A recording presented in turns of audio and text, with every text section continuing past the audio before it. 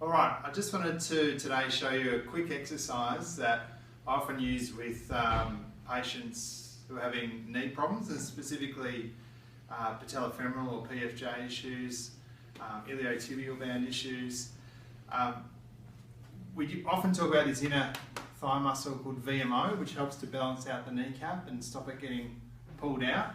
People where it's chronically weak, they often have an issue in activating it when they're squatting, so they get knee pain with squatting and lunging.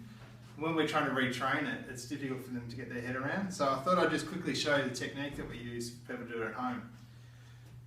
If you go onto your sore leg, use your back leg onto your toes for a bit of balance, and imagine an imaginary line from the front of your hip and transversing through your third and fourth toes, in between your third and fourth toes.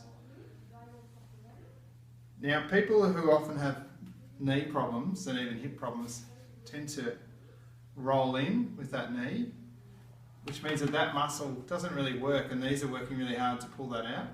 So what we get them to do is imagine that line and then squat down so the knee also traverses that line rather than going inward.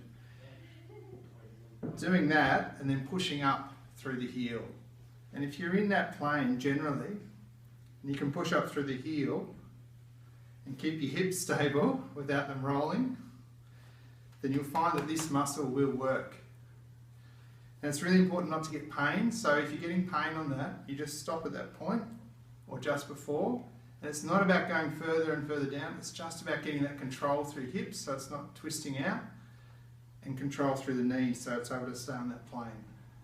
So avoiding this or this when you're squatting, and really working on that VMO muscle and stable hip control. The magic number is about 40 a day, so if you can do sets of 10, 3 to 4 times a day without pain, that's a good start.